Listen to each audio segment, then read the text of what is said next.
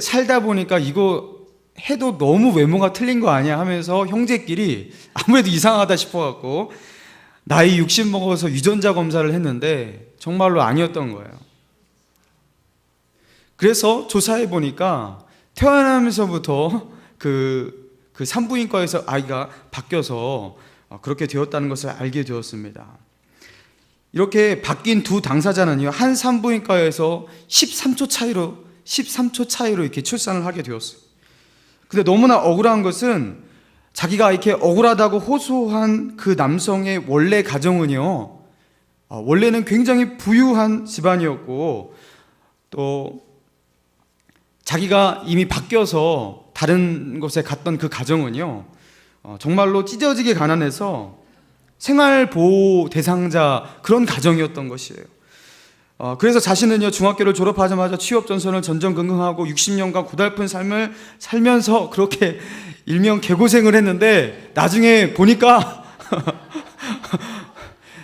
내가 정말로 있어야 될 그 가정은요, 너무나 괜찮은 가정이었고, 그래서 그 집안은요, 너무나 부유한 집안이어서 대학을 졸업하고, 그리고 그 친구는 부동산 회사를 경영하는 경영자가 되고 막 이렇게 되었다라는 거야.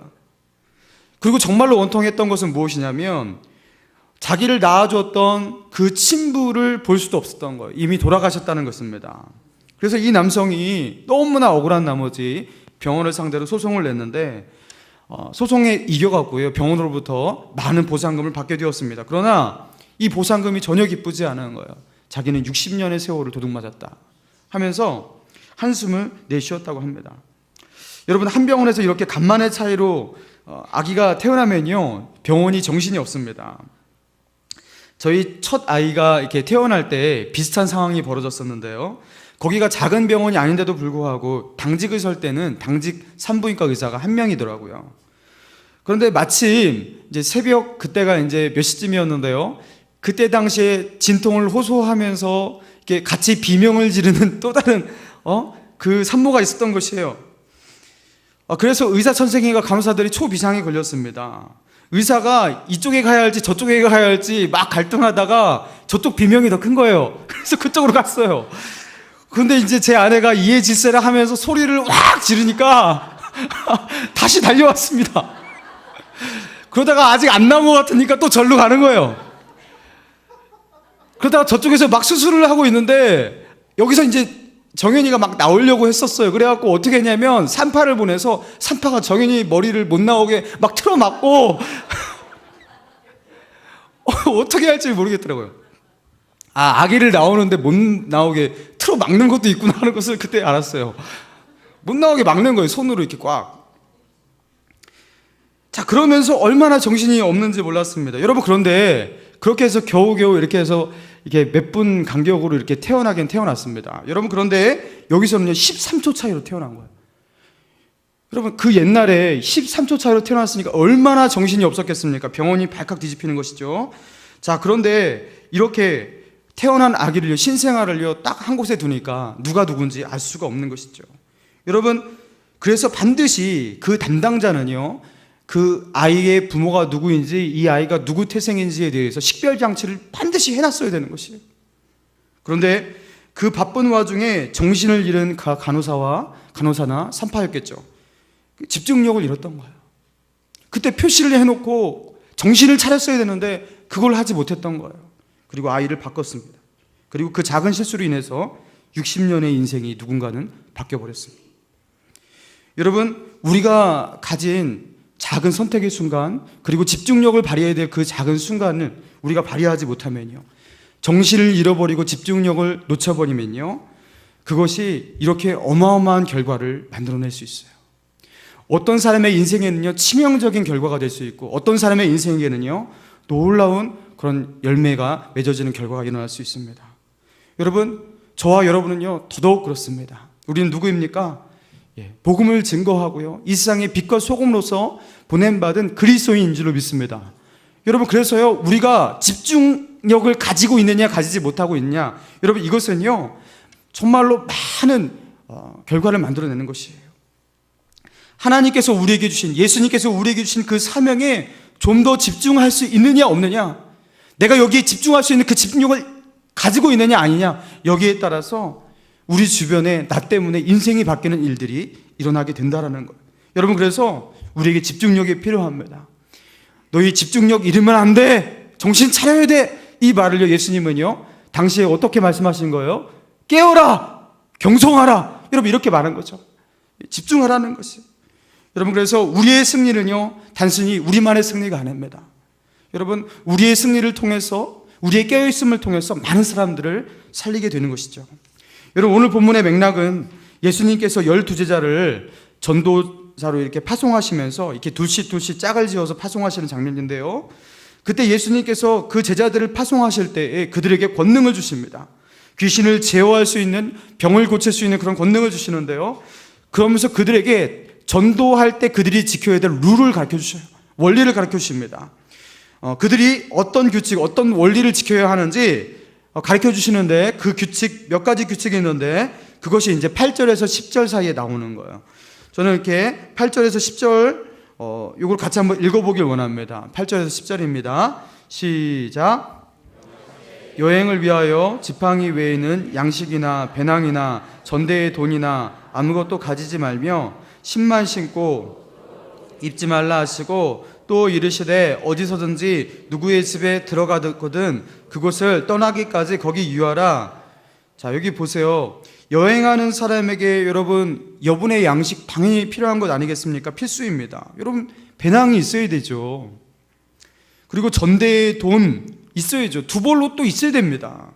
여러분, 그런데 그 여행하는 사람에게 필수적인 이것들을요 예수님께서 갖추지 말라 그렇게 말씀하십니다. 여러분, 무엇 때문일까요? 그럼 정말로 필요한 것들을 왜 갖추지 말라고 그렇게 말씀하시는 것일까요? 또 10절에 보세요.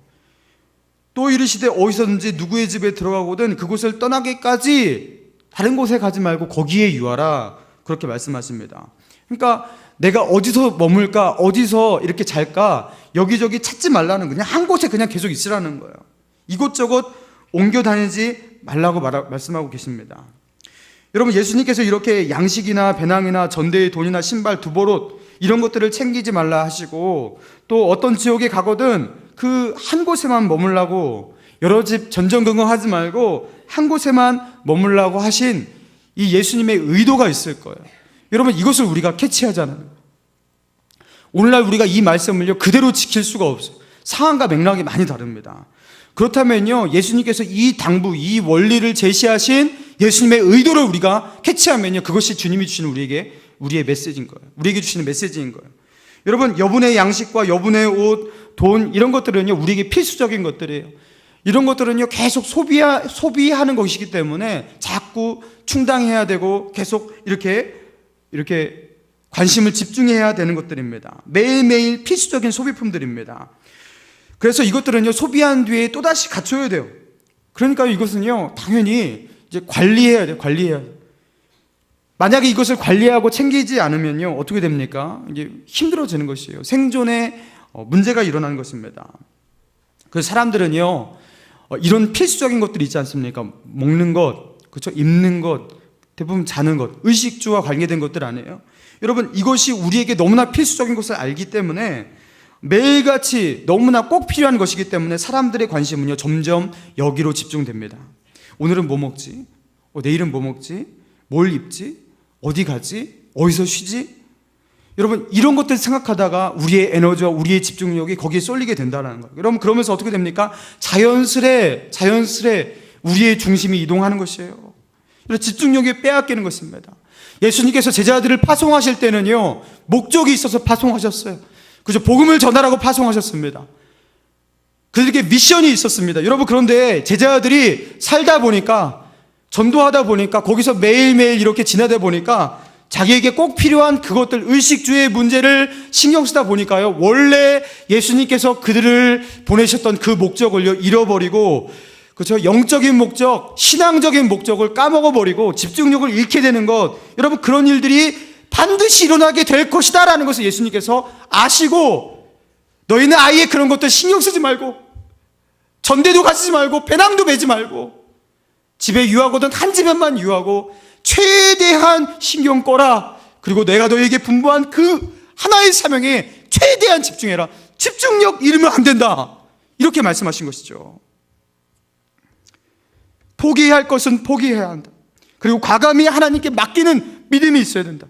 만약 그렇지 않으면 너희는 결코 사명을 완수할 수 없다.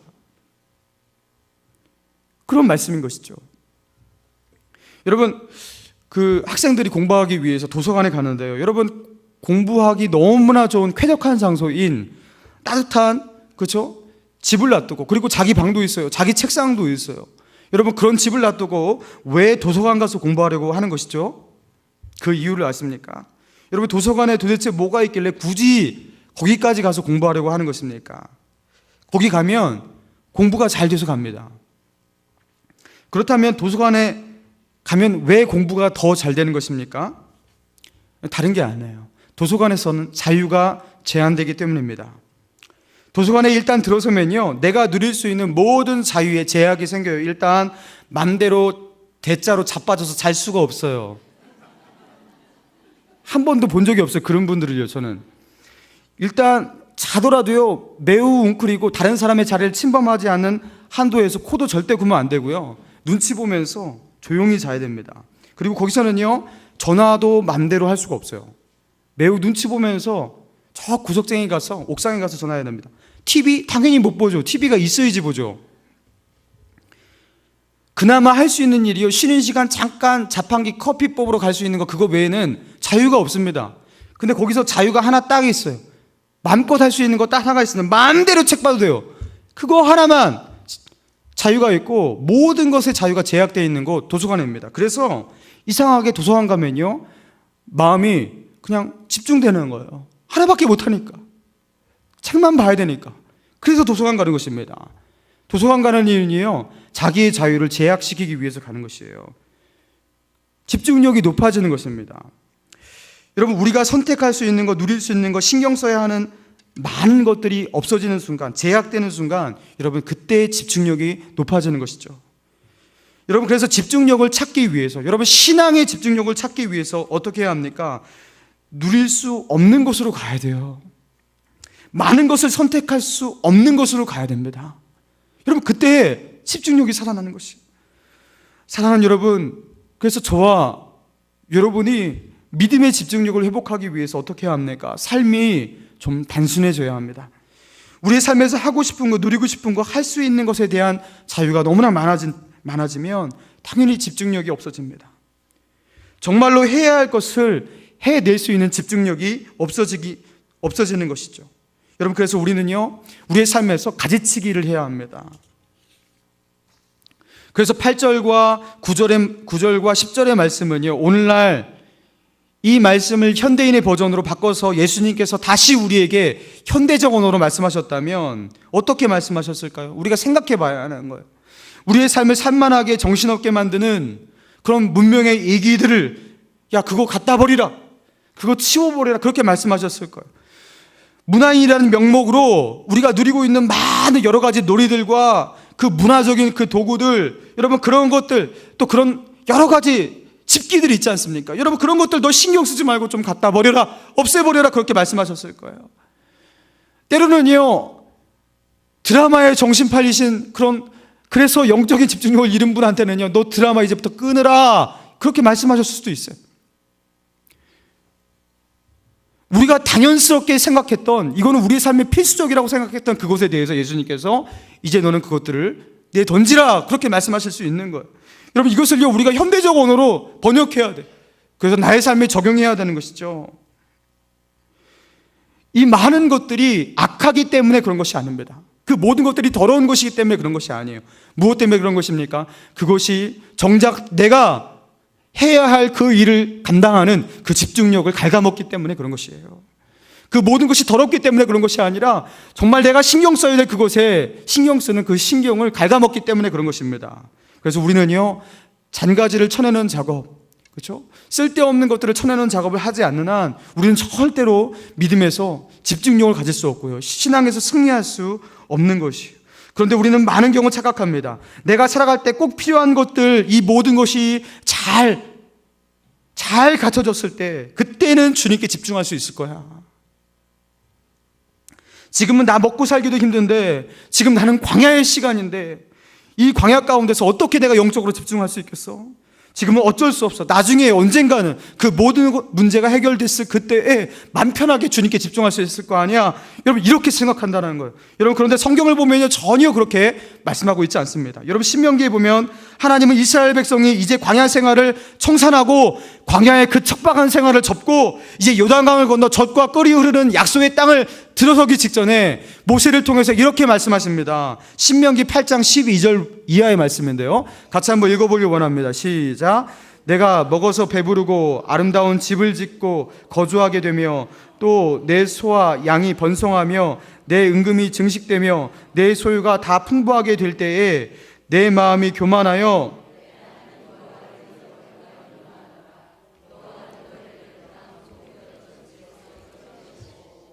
여러분 14절 그 첫 부분에 보세요. 내 마음이 교만하여 내 하나님 여호와를 어떻게 될까? 잊어버리게 될까? 하나님 뭐 하신다고요? 염려하신다. 여러분, 이게 무슨 말씀입니까? 차라리 아무것도 갖춰지지 않은 그 광야가 차라리 염려가 없었다라는 거예요. 왜입니까? 광야에서는요, 하나님 찾기 때문이죠.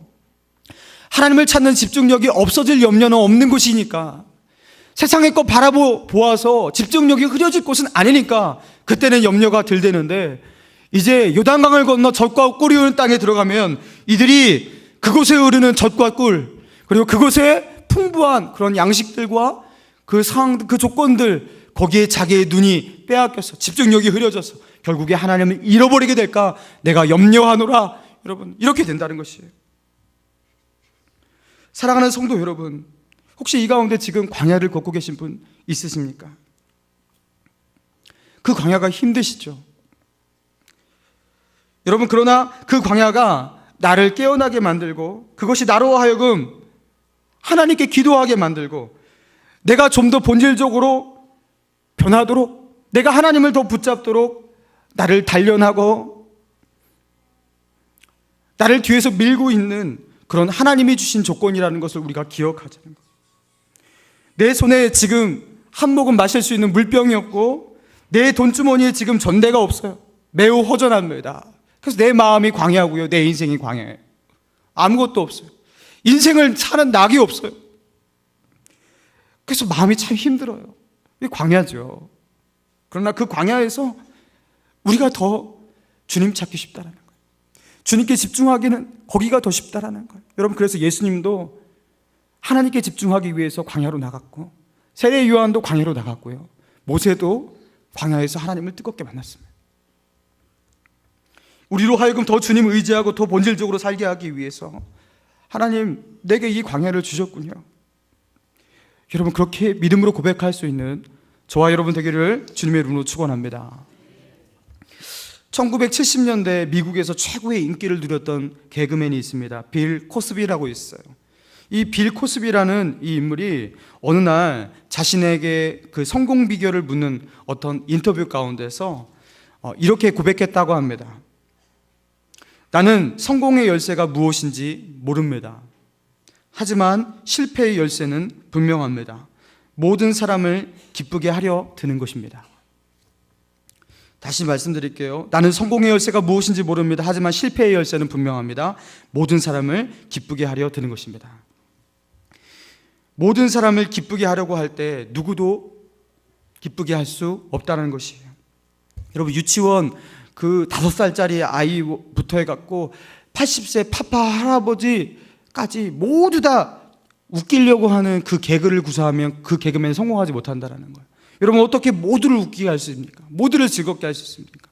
여러분, 개그를 하더라도요, 그 코미디언도요, 타켓을 두고 그렇게 웃기는 것이죠. 타켓이 있어야 하는 것이죠. 여러분, 우리 인생도 그렇습니다.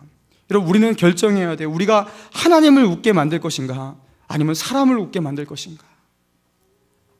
우리는 때로 선택해야 돼요. 여러분, 모두를 웃게 만들 수 없어요.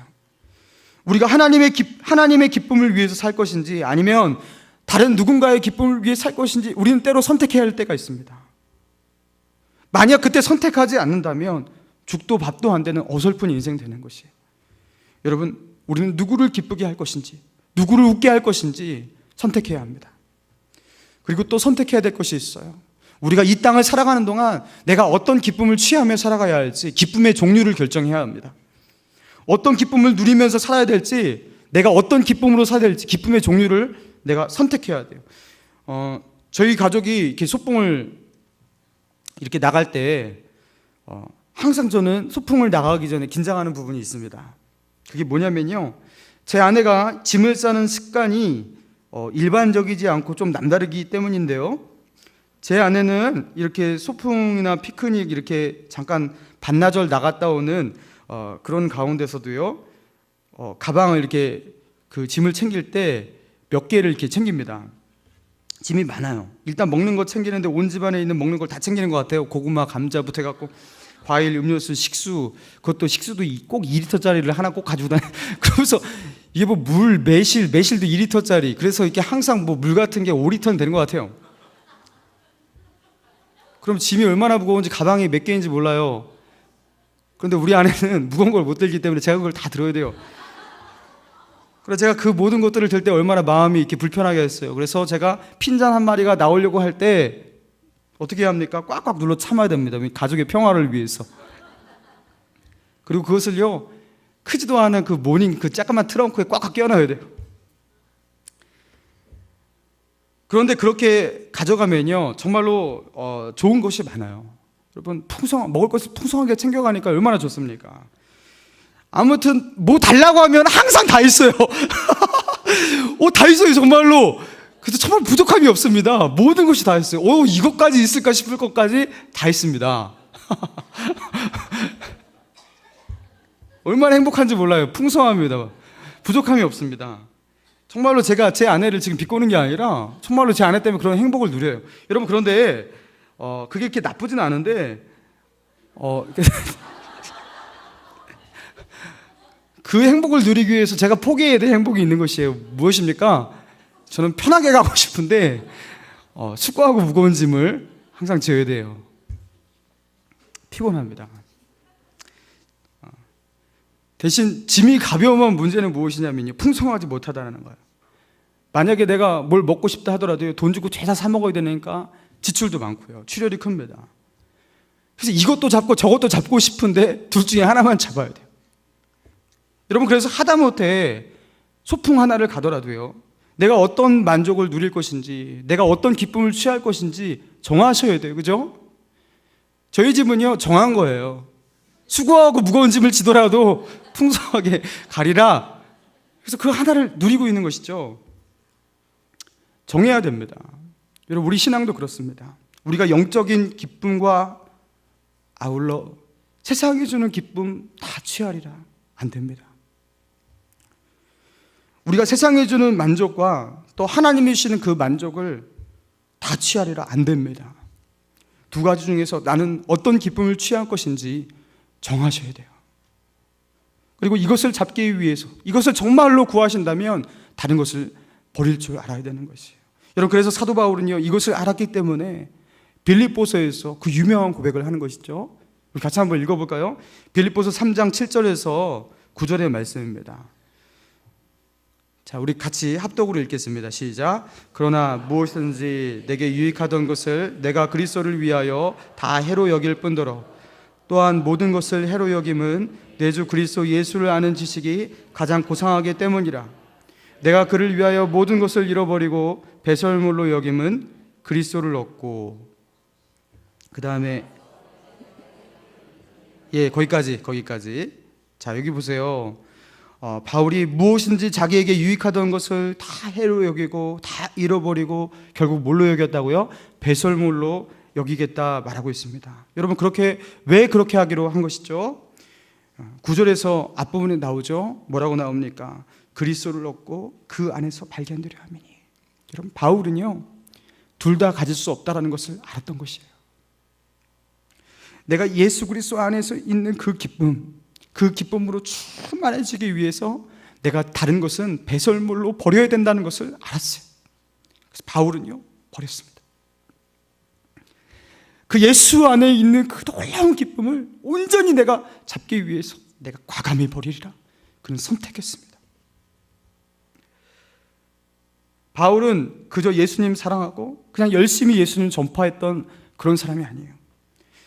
바울은 예수 그리스도를 사랑하고 그분을 전파하기 위해서, 그리고 그분 안에 있는 그 기쁨을 취하기 위해서 다른 기쁨을 버리고 포기했던 사람이었습니다. 자신이 예수님께 집중하기 위해서 자기의 삶에서 떼어내야 할 것, 그것을 떼어내야 될 때 어떻게 떼어내요? 배설물과 같이 과감하게 아쉬움 없이 떼어내고 버릴 줄 알았던 사람이라는 것이죠. 그리고 그렇게 집중하고, 그리고 집중력을 평생 잃지 않았던 바울이었기 때문에 그는 2000년 교회 역사상 최고의 영향력을 행사하고 그 누구도 하지 못한 그 일들을요, 그 집중력으로 해냈어요. 지금 우리가 읽고 있는 신약 성경의 대부분이 반 이상이 바울의 서신서잖아요. 우리가 무엇을 보고 감동하고 눈물을 흘리고 도전을 받습니까? 그분의 편지잖아요. 그분의 그 영성과 그 선택과 그 집중이 지금 우리를 살리고 있고 교회를 일으켜 세웠던 것이. 사랑하는 신의교회 성도 여러분, 우리의 집중력을 빼앗는 것이 무엇입니까? 이 땅에서 우리의 마음을 빼앗는 것이 도대체 무엇입니까? 예수님은 오늘 본문의 말씀을 통해서 말씀하십니다. 아무것도 가지지 말고 전대나 배낭이나 필요 없다, 투보롭도 필요 없다. 절대로 다른 것으로 인해서 신앙의 집중력, 내가 너희에게 준 그 귀한 사명의 집중력을 잃지 말아라. 그렇게 말씀하십니다. 사랑하는 신의 성도 여러분, 예수님이 여러분 각자에게 주신 그 사명이 무엇입니까? 주님이 주신 사명보다 덜 중요한 것으로 인해서 우리의 열정이 흐려져서는 안 되겠습니다. 이 저녁에 우리가 이 말씀 붙들고 기도하면서 다시 영적인 집중력을 회복할 수 있는 저와 여러분 되기를 주님의 이름으로 축원합니다. 우리 같이 주신 말씀 생각하면서 이 시간 기도하길 원하는데요, 우리 이 시간 이렇게 기도하길 원합니다.